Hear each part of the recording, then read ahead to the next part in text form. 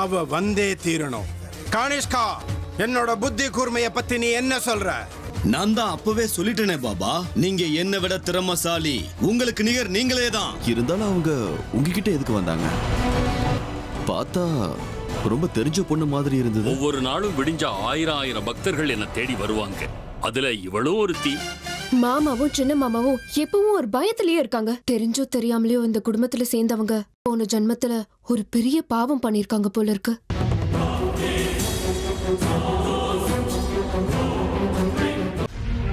என் புருஷனோட குடும்பத்துக்கு நிம்மதி, அமைதி, சந்தோஷம் கிடைக்கணும்னு சாந்தி ஹோமம் பண்ணிட்டு வரலான்னு போனேன் பாட்டி. பாத்தீங்களா பாட்டி, இவ்வளவு நேரம் அமிர்தாவை எல்லாரும் தேவையில்லாம திட்டினீங்க. நம்ம குடும்பத்துக்காக அவங்க கோவிலா சுத்திட்டு வந்திருக்காங்க.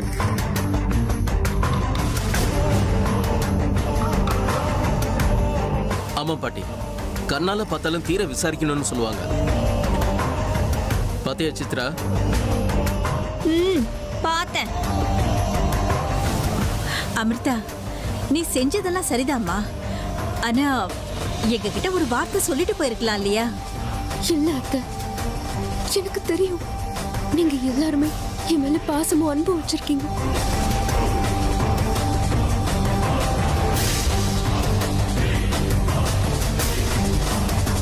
நான் போறதுக்கு முன்னாடி உங்ககிட்ட சொன்னா இவ்வளவு கடினமான ஒரு விரதத்தை செய்யறதுக்கு கண்டிப்பா நீங்க அனுமதிச்சிருக்க மாட்டீங்க. அதனால்தான் யாருக்கிட்டையுமே சொல்லாம போய் வேண்டுதலை நிறைவேற்றிட்டு வந்தேன். நான் செஞ்சது தப்பா அத்தை?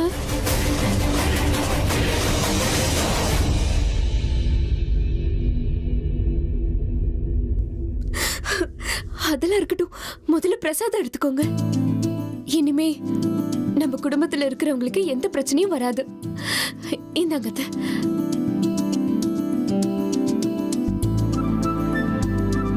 பாட்டி, பிரசாதம் வாங்கிக்கோங்க. வாங்கிக்கோங்க பாட்டி, வாங்கிக்கோங்க.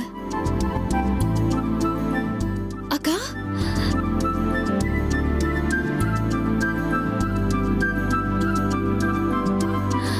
வாங்கிக்கோங்க மாமா.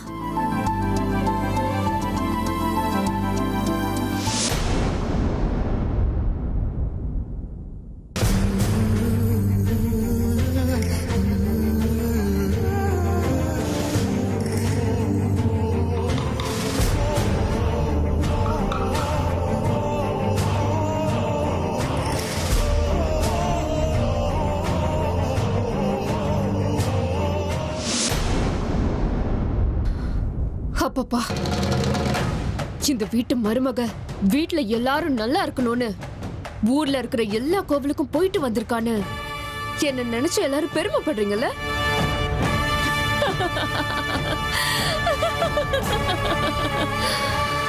எல்லாரும் எவ்வளவு அப்பாவியா இருக்கீங்க. நான் என்ன கதை சொன்னாலும் அநியாயத்துக்கு நம்புறீங்க. இருக்கணும், இந்த நம்பிக்கை இப்படியே இருக்கணும். பாத்துக்கிட்டே இருங்க. நீங்க என் மேல வச்சிருக்கிற நம்பிக்கையை ஆதாரமா வச்சு ஒவ்வொருத்தருக்கும் எப்படி குழி தோண்ட போறேன்னு பாருங்க. ஒருத்தரை கூட விட்டு வைக்க போறது இல்ல. இது நான் வேண்ட அந்த பரமேஸ்வரன் மேல ஆன பழி தீக்கணுங்கிற என் தாகத்தை தீர்த்துக்காம நான் விட மாட்டேன்.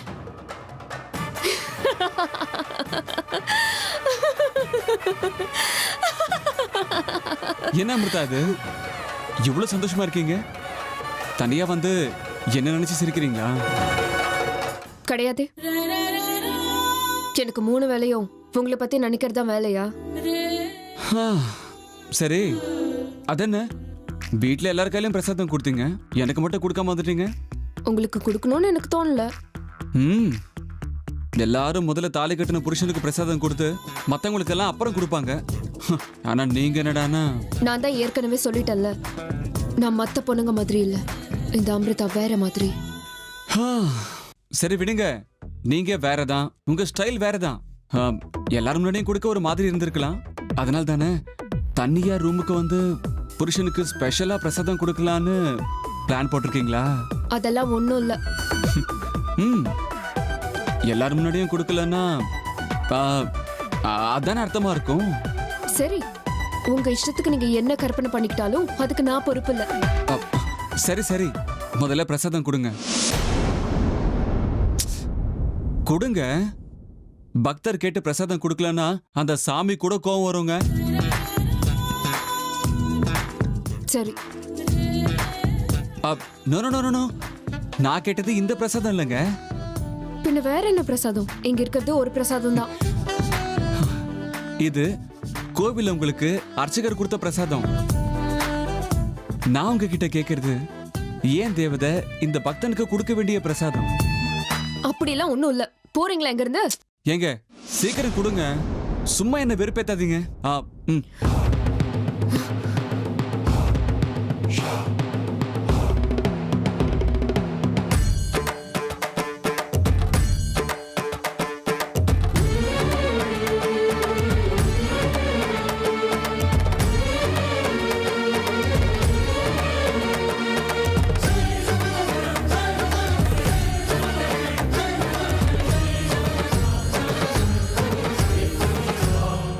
ஏங்க அமிர்தா, இந்த பிரசாதத்துக்காக எவ்வளவு நாளா காத்துக்கிட்டு இருக்கேன் தெரியுமா?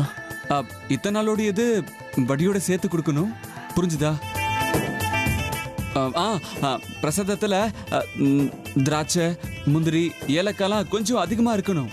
பார்க்கும்போதே எனக்கு போதை ஏறினுங்க. ஏங்க சீக்கிரமா கொடுங்க. பக்தரை ரொம்ப நேரம் காக்க வைக்க கூடாதுன்னு சொல்லுவாங்க. நம்ம காதல் புராணத்துல கூட எழுதிருக்குங்க. அப்படியா? சரி, இந்தாங்க.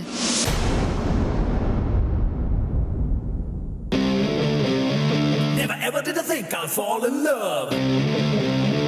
I'm wacky, oh yeah. Now you made me crazy, oh my love. Ooh, I'm in love.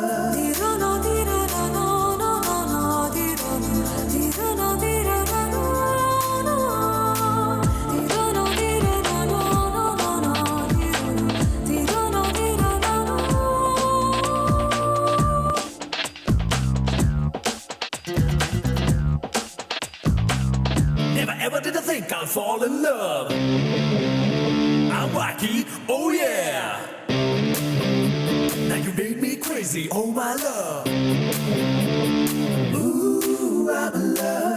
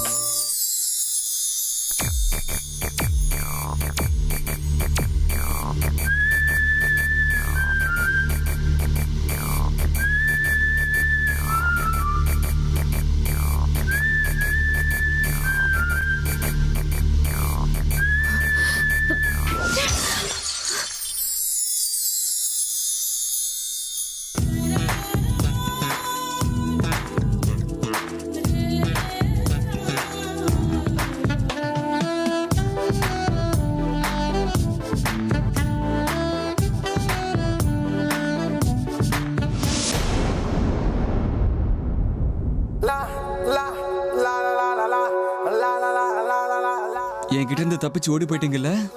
போங்க போங்க. எங்க போயிடுவீங்க? நீங்க எங்க போனாலும் திரும்பி இங்க வந்தே தீரணும். நீங்க வரணும் தான் நான் காத்துக்கிட்டு இருக்கேன்.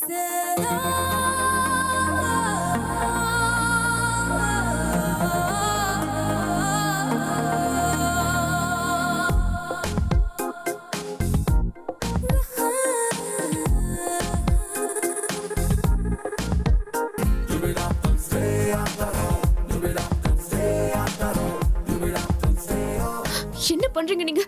தள்ளி போங்க. இதெல்லாம் கொஞ்சம் கூட நல்லா இல்ல. பிரசாதம் கொடுங்கன்னு சொன்னா எனக்கே அல்வா கொடுத்து ஓடிட்டீங்களா? நீங்க கண்ணத்தை காட்டி பிரசாதம் கேட்டீங்க, அதான் நான் கொடுத்தேன். எனக்கு தெரியுங்க, நீங்க பேசியே சமாளிச்சிருவீங்கன்னு எனக்கு தெரியும். உங்க பேச்சிலேயே எல்லாரையும் கட்டி போடுவீங்கன்னு தெரியும். ஆனா இன்னைக்கு நிச்சயமா நீங்க என்கிட்ட இருந்து தப்பிச்சு போகவே முடியாது. இப்பவாவது கொடுங்க. இல்ல, கொடுக்க முடியாது. அப்படியா? அப்படின்னா சரி, நானே கொடுக்குறேன். நான் கொடுக்குற பிரசாதம் உங்க லைஃப்ல நீங்க சாப்பிட்டுருக்க மாட்டீங்க. இது பாருங்க, ஒழுங்கா தள்ளி போயிடுங்க. வீட்ல என்ன சொல்லிருக்காங்கன்னு தெரியும்ல.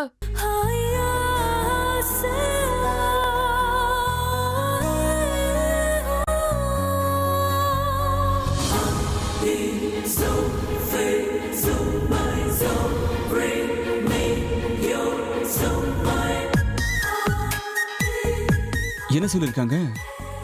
சாப்பிட கூடாதுன்னு தான் சொல்லிருக்காங்க. பிரசாதம் சாப்பிட்டா ஒன்னும் தப்பு கிடையாது.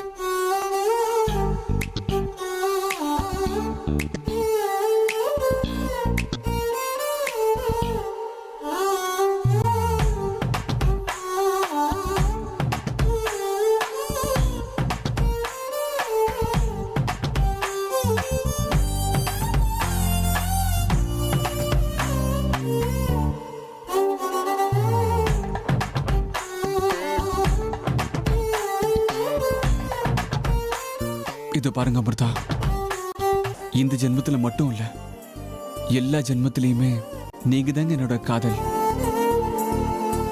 நீங்க தான் என் வாழ்க்கை. I love you Amrita. சரி,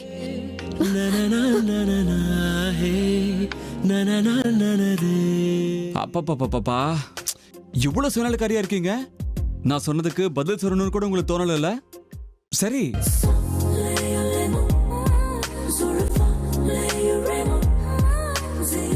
உங்களோட அழகான இந்த கண்களை இப்படியே பார்த்துக்கிட்டே உட்காந்துக்கிட்டே இருக்கேன். அதுக்கப்புறம் நீங்களே என்ன பார்த்து ஐ லவ் யூன்னு சொல்லுவீங்க.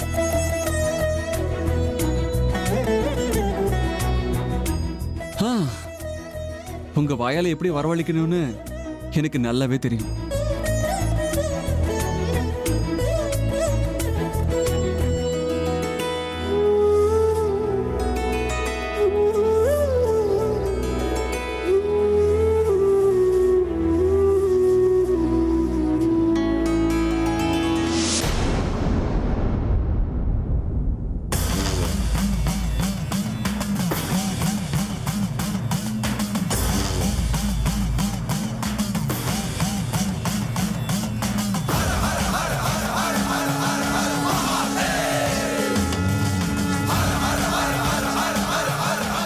ஈஸ்வரா, நீ துஷ்டர்களை நிச்சயம் தண்டிப்ப, பக்தர்களை ரட்சிப்பான்னு நினைச்சேன். ஆனா இங்க என்ன நடக்குது? துஷ்டர்களோட கை மேலோங்கிக்கிட்டே இருக்கு. ஒருவேளை அப்படி நடந்தா பெரிய தவறுகள் நிச்சயம் நடக்கும். தெரிஞ்சும் இதெல்லாம் பார்த்துக்கிட்டு சும்மா உட்கார்ந்திருக்கியே அப்பனே, எதுக்கு துஷ்டர்கள் பலசாலி ஆகுறாங்க? இது எப்படி சாத்தியமாகும் ஐயனே? அங்க என்னன்னா, அந்த பைரவன் நாக அமிர்தத்தை தனக்கு சொந்தமாக்கிக்கிட்டான். இப்ப நாக புஷ்பத்துக்காக அலையிறான். அந்த நாக புஷ்பம் மட்டும் அவன் கைக்கு போய் சேர்ந்துட்டா பிரளயம் நிச்சயம். நீ எல்லாமே அறிஞ்சவன். அப்படி இருந்தும் உன்னால எப்படி மௌனமா இருக்க முடியுது அப்பனே? அந்த குழந்தை அமிர்தா ஆபத்துல இருக்கா. அவளை பாதுகாக்கத்தான் என்ன அனுப்பி வச்ச. ஆனா உண்மையை சொல்ல முடியாதபடி என் கைகளை கட்டி போட்டு வச்சிட்டியே அப்பா. இது என்ன நியாயம்? உன்னோட விருப்பம்தான் என்ன? அமிர்தா தன்னந்தனியா அந்த பைரவனோட தீய சக்தி வட்டத்துக்குள்ள நுழைறதுக்கு வாய்ப்பு இருக்கா? அவளுக்கு நான் எந்த விதத்துல உதவி செய்ய முடியும்? அவளை இந்த ஆபத்துல இருந்து எப்படி நான் காப்பாற்ற முடியும்? சொல்லப்பனே, ஏன் மௌனமா உட்கார்ந்திருக்க? சொல்லு அப்பனே. இப்ப நீ என்ன சொன்னாலும் நான் அதை கேட்கறத விட்டா வேற எந்த வழியும் கிடையாது. சொல்லப்பனே, சொல்லு தந்தையே, எதுக்கு இந்த மௌனம்? காலத்ரிகால நேத்ரத்ரி நேத்ர சூலத்ரி சூலகாத்ரம்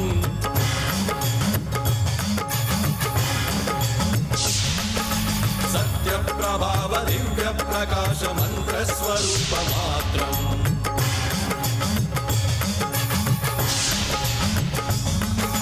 நிஷ்பிரபஞ்சாதி நிஷ்கலங்கோஹம் நிஜ பூர்ண போதஹம் प्रत्यगात्माहं नित्य ब्रह्मोहं स्वप्रकाशोहं हम सच्चित् प्रमाणम् ओम मूल प्रमेयम् ओम अयं ब्रह्मा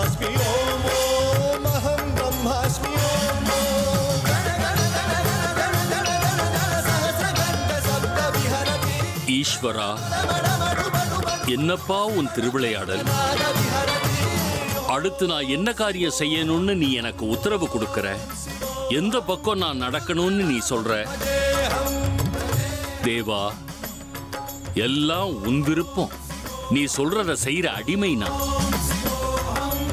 உன் இஷ்டப்படியே நடக்கட்டும் தந்தையே. ஓம் நம சிவாய. ஓம் நம சிவாய. ருத்ரா, உன் மனசுக்குள்ள எத்தனையோ கேள்விகள் பொங்கி வழியுதுன்னு எனக்கு தெரியும். ஆனா நான் சொல்றத கேளு. அந்த நாகராணி ஏற்கனவே தன்னோட சக்திகளெல்லாம் இழந்து இப்ப சக்தி இல்லாம நிக்கிறா. அப்படியே பாபா?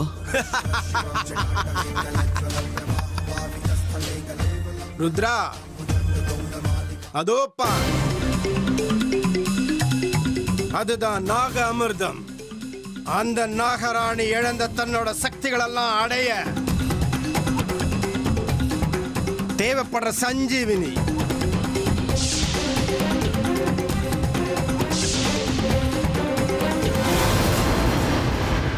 இத அடையறதுக்கு அந்த நாகராணி இங்க வந்தே தீரணும் ருத்ரா. அந்த நேரத்துக்கு தான் நான் காத்துக்கிட்டு இருக்கேன். அப்போ அந்த பூ, அந்த கழுகு, அது நம்ம ஆளுதான். நமக்கு உதவி செய்யறதுக்காக வந்திருக்கிற நாகலோகத்து பாம்பு. நீ அப்ப பாத்தியே ஒரு பூ, அதுதான் நாக புஷ்பம்.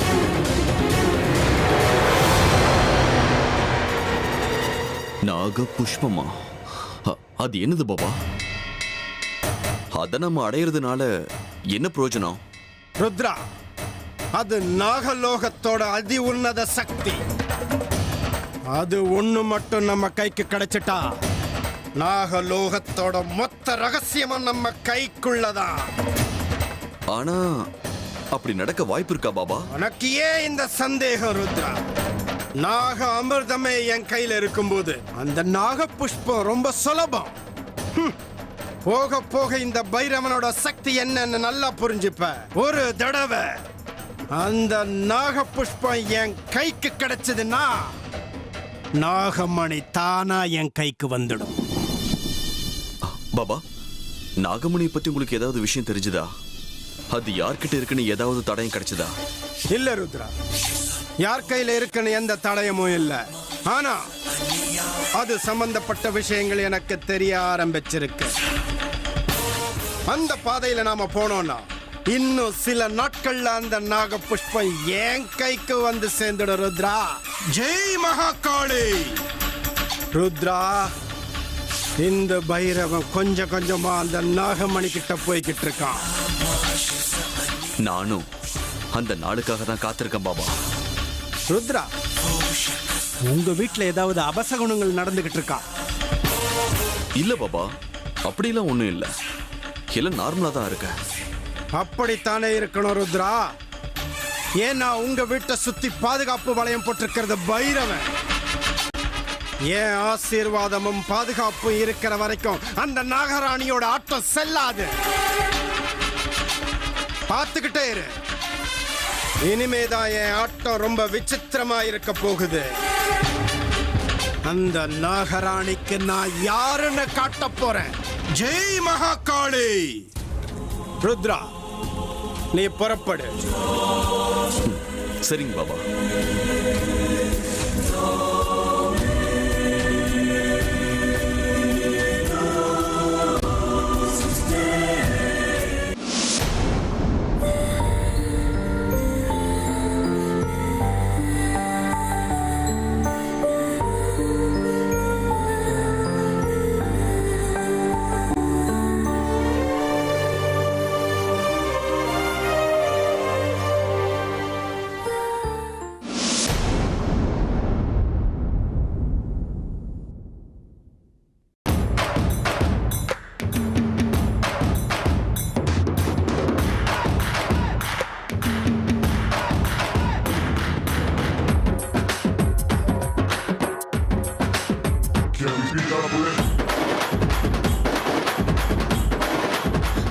பைத்தியக்காரத்தனம் இது.